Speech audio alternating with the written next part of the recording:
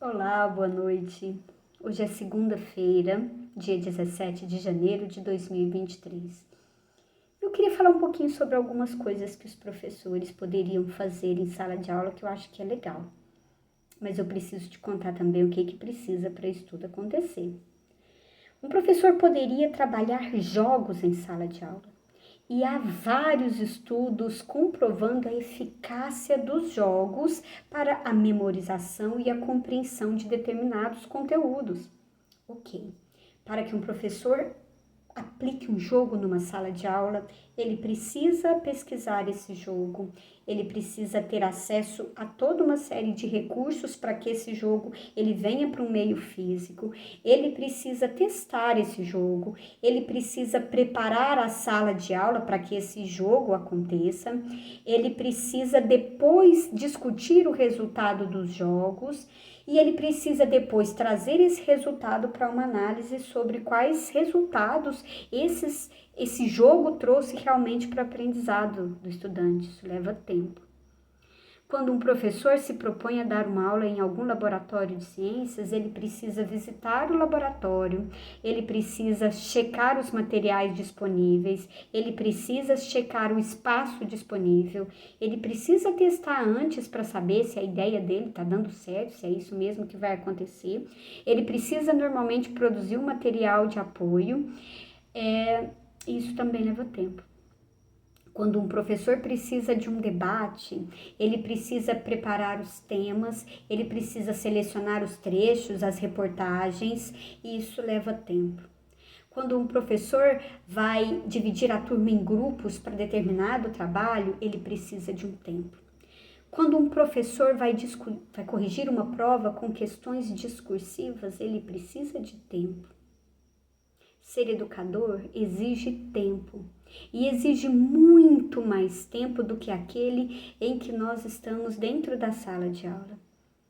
Ser educador exige tempo e esse tempo é parte do trabalho de um professor.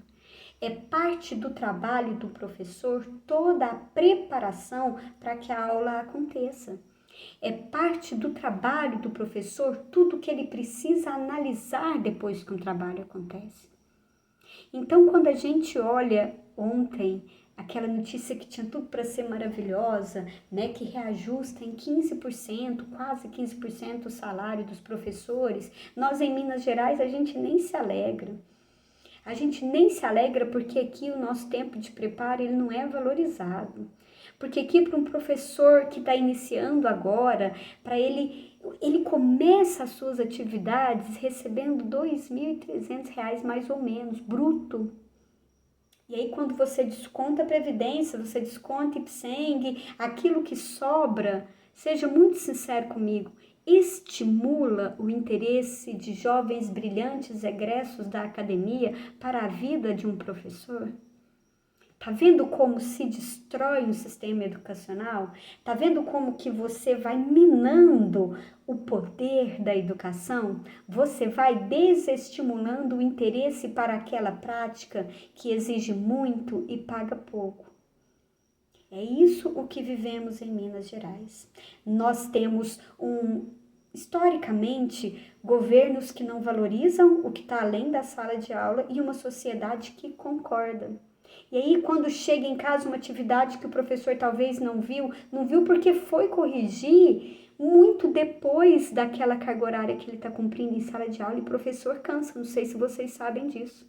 Cansa fisicamente, cansa mentalmente. Não sei se vocês sabem disso, mas professor precisa comer, professor precisa dormir. Infelizmente, a gente vive uma sociedade em que a gente é muito julgado por muita gente. Basta um professor comprar um carro. Parece um crime. Olha lá, ó, depois vai fazer greve, mas tá comprando carro. A professora que vai à manicure, a professora que vai no salão, vai ter sempre a greve. Olha lá, depois que diz que não tem dinheiro, mas toda semana eu vejo aqui no salão. É muito triste o que a educação pública de Minas Gerais vive. E é muito triste pensar que se a gente quiser chegar um pouquinho perto do que é o nosso direito, a gente vai ter que brigar muito. Então esse é o desabafo que eu queria fazer com vocês hoje. Olhem além do que os seus olhos estão acostumados. Vá além do óbvio. Pense um pouquinho.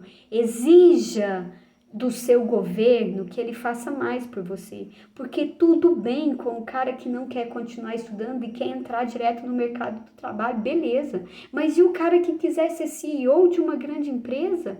Ele não merece uma educação que faça com que ele chegue até lá? É isso que a gente quer. A gente quer poder fazer o melhor que a gente pode. E a gente pode, basta que não nos impeçam. Boa noite.